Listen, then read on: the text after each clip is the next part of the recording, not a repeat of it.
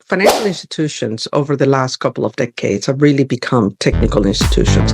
Everything that we bring to our clients, we do through technology. I think financial services, whether it's banks, insurance companies, retail, commercial banking as well, everything is around. What do you prioritize? What do you use in terms of your frameworks? Absolutely. So it's going to go down to, the business drivers. So no matter what part of the enterprise you participate in, you have to be aligned. Welcome to Tech Bytes with Ash, where we discuss trends in digital technology that support true business outcomes. I'm Ashu Bhatia, a consultant, an author, and a practitioner of all practical insights on your technology investments. Hey there, and welcome back to my channel, Tech Bytes with Ash. Today, I'm so excited to welcome Monica Moore to my podcast, who's the CTO of Alogent, which is a provider of banking technology solutions to a lot of financial institutions in the US and globally. She brings a phenomenal experience in fintech with companies like First Data, US Bank, Corpay, Discover Financial Services. She's kind of risen from technology towards business and kind of done a lot of good things within the data, application, cybersecurity, and systems integration. So let's jump right in. Well, good morning, Monica, and thank you so much for taking the time to be on my podcast. I'm really excited to kind of really talk to you about so many things. Thank you, first of all, for taking the time. Absolutely, Ashu. It's good to see you again, and I'm looking forward to the conversation. Absolutely, absolutely. I love for the audience to get to know you, right? Get to know the real person behind the leader. So talk to us a little bit about yourself, Monica, in terms of where did you grow up? Where was that aspiration formulating to kind of take such a leadership role that you are doing right now? Absolutely happy to share. So I grew up outside of the United States, born and raised in Venezuela, came to the United States to go to college. And really, it was a lot of the guidance from my parents to look into technology, right? So we're talking about many, many years ago, and computers and, of course, technology was already part of our lives, but not so much as a career, especially for a woman in Venezuela. But it was really my parents who encouraged me to follow that path. Started, learning about programming and realized that I really loved it and I was good at it. So by the time I had to make a decision to go to school, computer science seemed like a good choice. Eventually enrolled at the University of Tennessee in Knoxville, and I got my degree there in computer science. I've been in the software engineering area all of my career. Started as an individual contributor and then moved quickly into leadership. Excellent, excellent. So that's a great journey. I remember having worked for you and your projects and at Elevon and US Bank, where you bring such expertise both on, I remember, software development, data management, security. So the breadth and the depth that you bring, I'm so excited to kind of jump right in. Financial institutions over the last couple of decades have really become technical institutions. Everything that we bring to our clients, we do through technology, right? So it is easy to, as a technologist, to go into the financial industry, and that's, where the journey is at right now.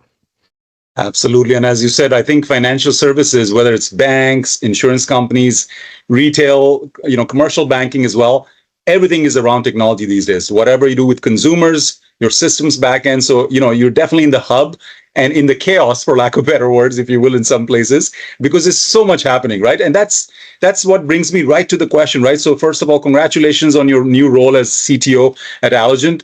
I can just imagine that being, as a FinTech enabler for so many other companies, being in the B2B business, there must be so much going on in your world, right? Technology, as you said, is the center of so much that's happening. How do you prioritize? What do you use in terms of your frameworks? Absolutely. So it's going to go down to, the business drivers. So no matter what part of the enterprise you participate in, you have to be aligned to the enterprise goals, right? So you're going to look at things where there are risk and compliance expectations out of the regulators, whether it is the competitiveness in the market, whether it is attracting good talent to come and join you. You have to balance all of those and look out at the leadership and where's the organization going towards, right? So it's never a simple answer, but it's really creating that understanding of where are the levers that we can use to be able to be attractive in the marketplace, to not just for clients, but also for employees, right? In many of my experiences, we have looked at both changing the internal employee experience, but that of our partners. Our partners are important channels to promote our products, to promote a good experience for the client.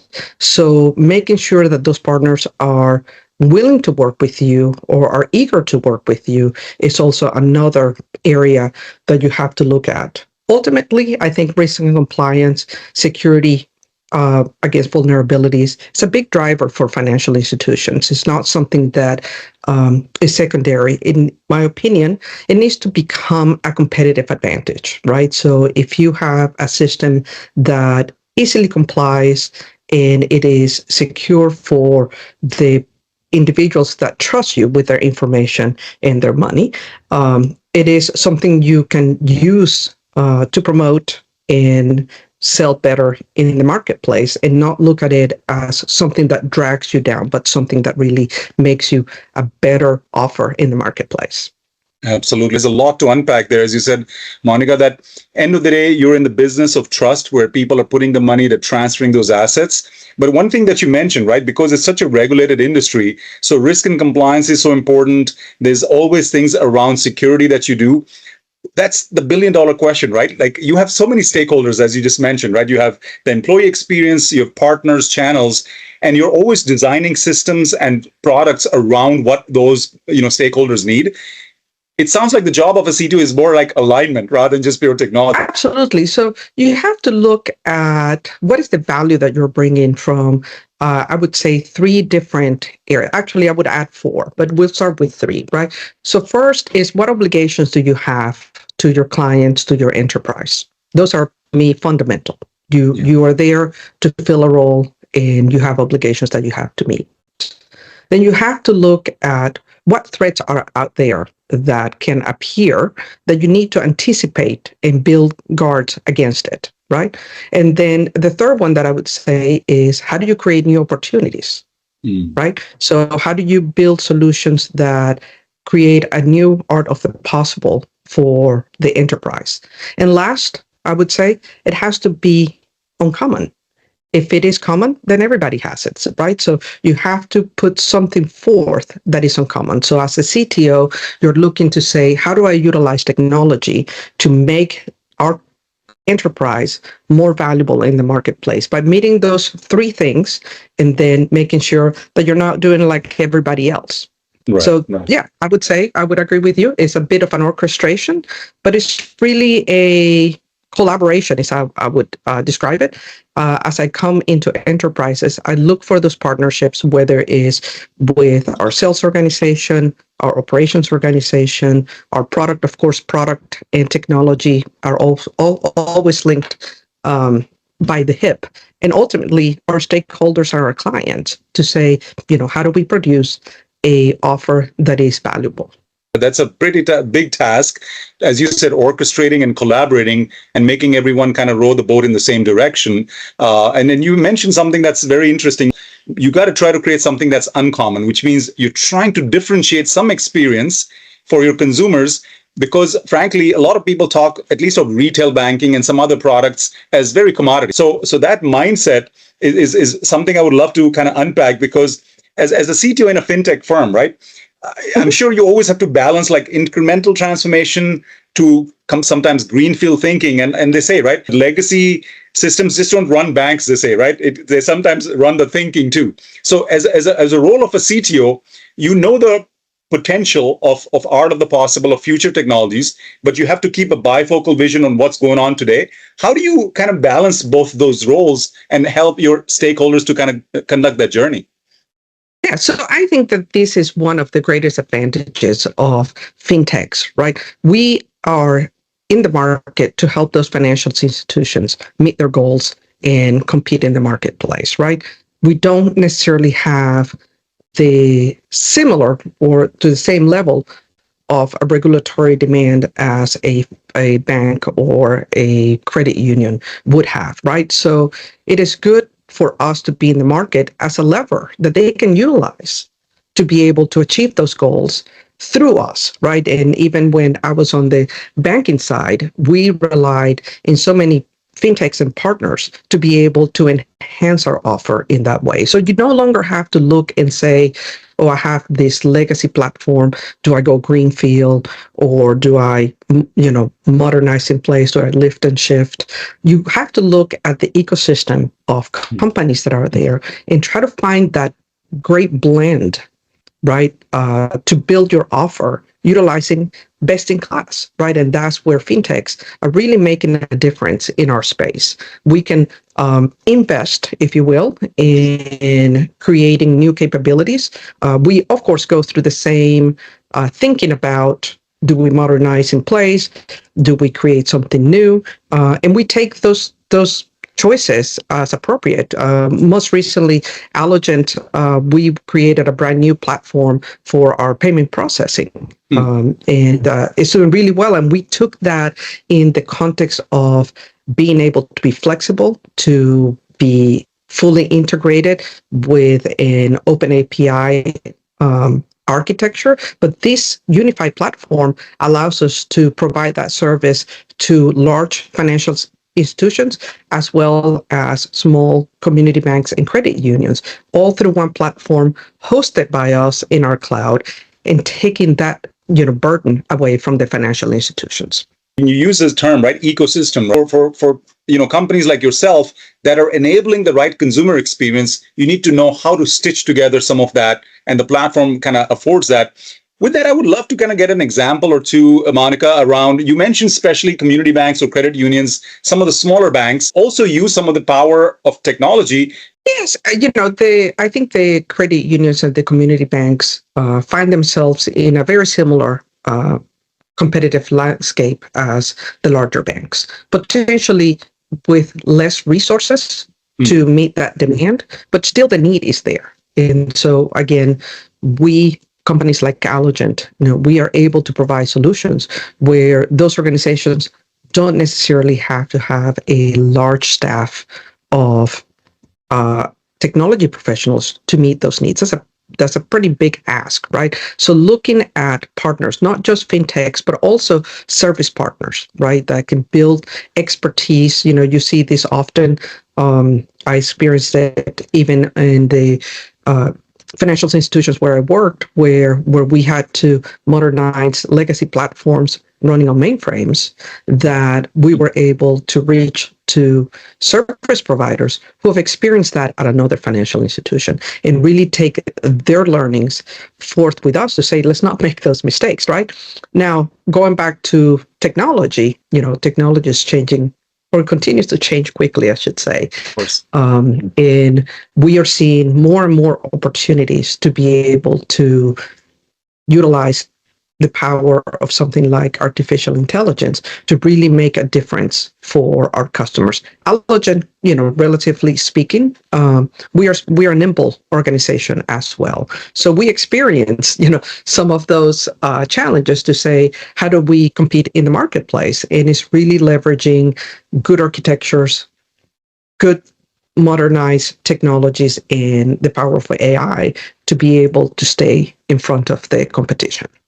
Whether you call it AI or whether you call it RPA or you call it some kind of hyper automation, there were all those use cases that were very important. I know that AI is so hyped up, for lack of better words, and I'm in professional services consulting. I don't walk out of any meeting these days where someone from the board will ask me about a point of view on AI, and these days even Gen AI, right? Would love to get an example or two of where you're using some of that AI. Absolutely. So, I think one of the advantages to some of the software models today is the concept of subscription, right? So, when you're able to control your expenses through use of the software, right? So that goes with LLMs, of course.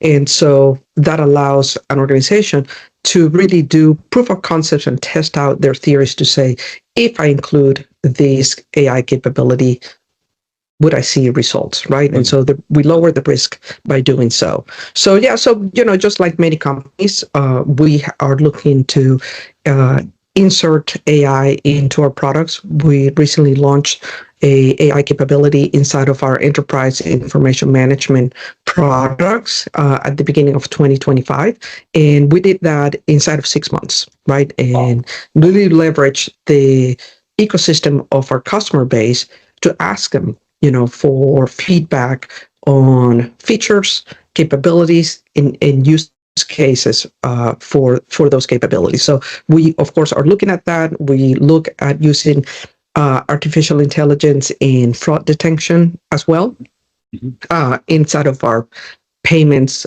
line of business, and then using pattern recognition and machine learning to be able to say, okay, this is what is happening. How do you how do you recognize that in the future, right? So that's one couple of areas there, and of course internally, very exciting opportunities to again enhance the power of our human resources.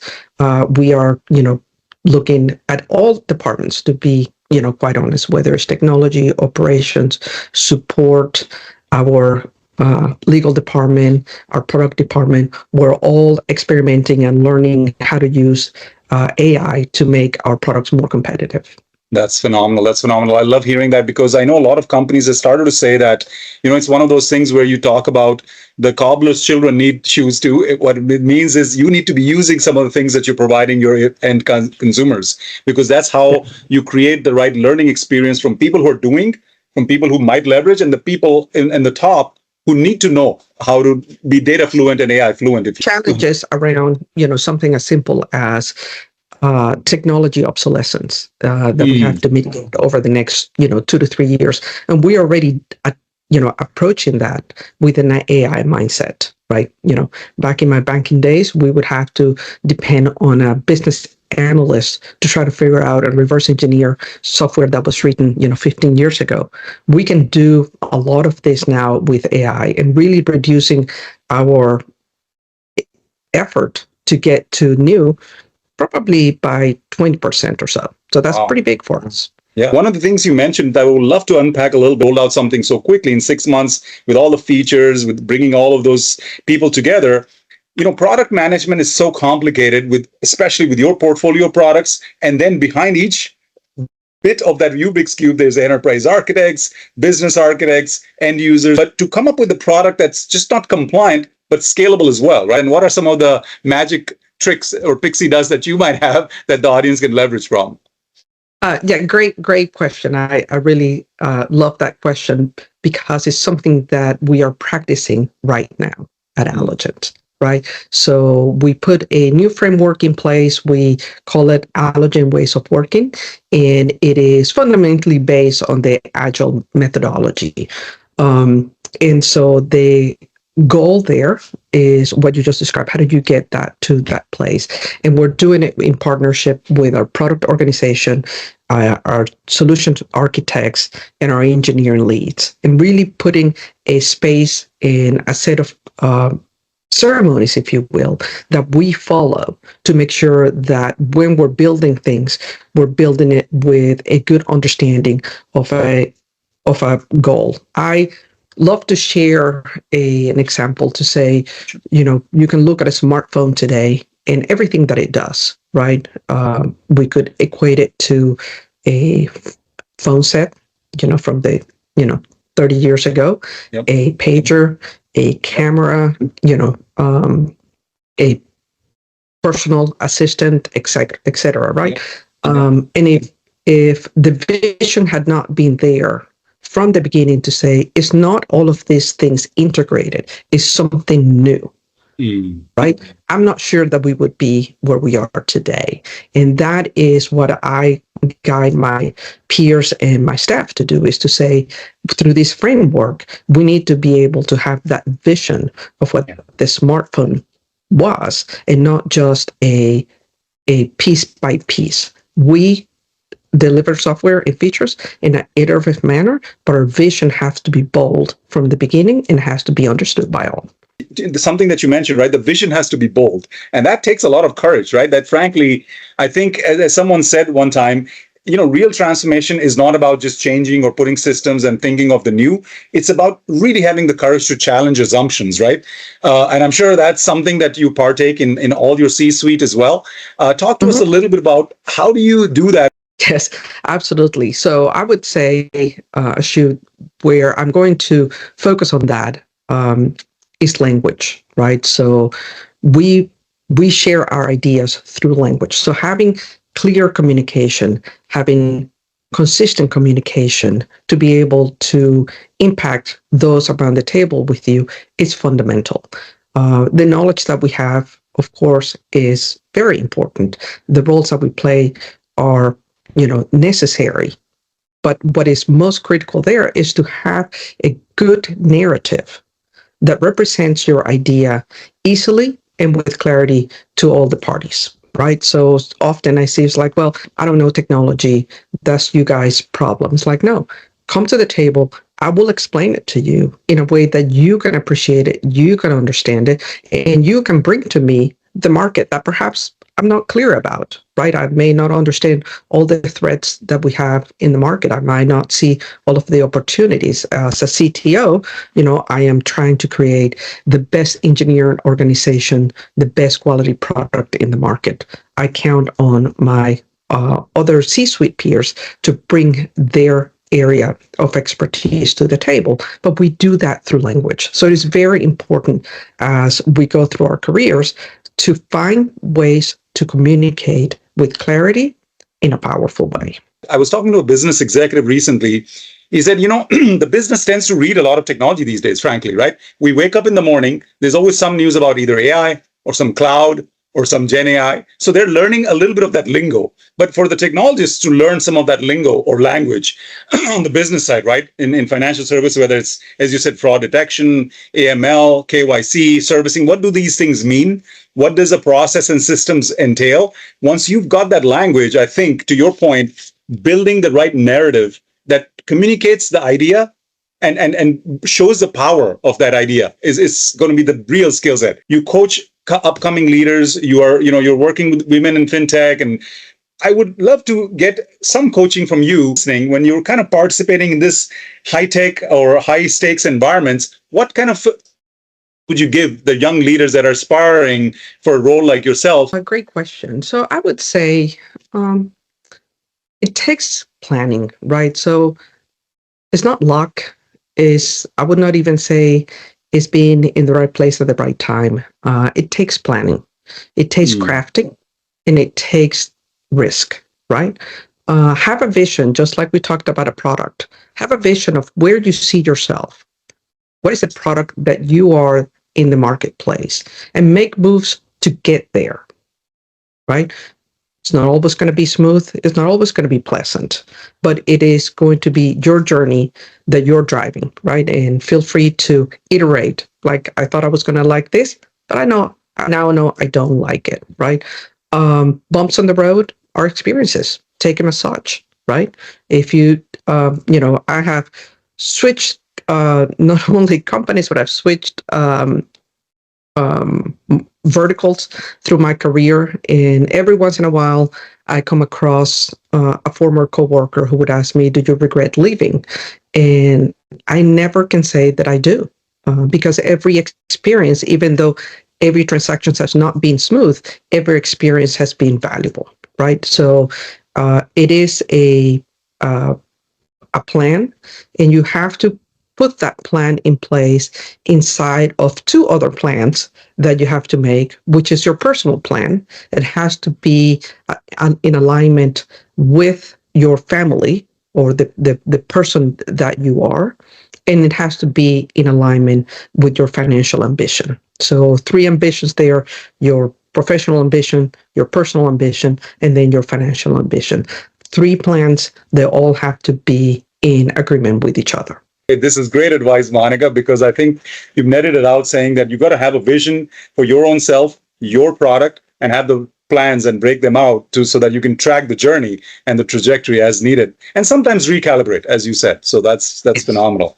No, this is great, Monica. I think I'm sure I'll get so much feedback. We'll have to do a sequel and bring you back on the podcast. But before you go, I know you read so much. I know you and I used to talk. You're a prolific reader. Any website or books or things that you would like to recommend the audience so that they can kind of, avail of your knowledge? Absolutely. I would say one of the things that is critical for a leader like me is to stay up to date, right? So be curious, be constantly learning. It is important. It is valuable. It really differentiates you with others that you're competing against. So I would say some books. I listen to podcasts a lot. So I'll pick FinTech podcast, technology podcast, innovation podcast, and I circle through them depending on the topic, right? So I don't have I must listen to this handful, no compromises. Really changes depending on what's in front of me at that time. And I search for topics, I search for themes and so on. And I try to, it's an easy way if I'm walking, if I'm driving long distance to be able to get information just through listening. I think, some things like Innovation on Payments is one that I listen to often. And then the A16Z podcast, I find it fascinating. Always great, interesting topics and very energized speakers on there. So that's, one area. Of course, you get fed a lot of information through just the social platforms, especially LinkedIn on the professional side. So there's a couple of pages that I follow there. I did not take notes on those, but I can send them to you later and you can put them on the notes of the podcast. And then as books go, Marty Kagan from the Silicon Valley Group has written some of the most amazing books in our industry. Inspired is probably one of my favorite books. I purchased the book for every one of my leaders, and I make sure that they read them because I think it really gives a great framework for product organizations. And, this is the space in which we live in. The book by Ginny Rometty, former CEO of IBM, Good Power, is a great inspiring book of someone that started her career inside of IBM as an engineer and grew to lead that organization as a very, very influential and powerful CEO. And she really takes us through a journey of where her life started with a lot of challenges in her personal life as a young woman, all the way to, running IBM. I had the opportunity to meet her, and I immediately became a huge fan of Ginny. So that's another book that I would recommend for those who haven't read it yet. And then the DevOps Handbook, from the Project Phoenix. I can't say that I was a huge fan of the Project Phoenix book, and perhaps it was a little bit too realistic, and that's where I was challenged. But their sequel book called the DevOps Handbook by Jim Kim and a bunch of other people is a must-read, I think, for CTOs. It's a great book, and again, Inspire and the DevOps Handbook are two books that I give to my leaders as they come into my organization. Excellent. Thank you so much. I'll definitely share all that in our notes as well. And finally, Monica, if the audience, of course, wants to follow you, where could they learn more about you or just kind of track your work? Of course, LinkedIn is the easiest place for you to find my work persona.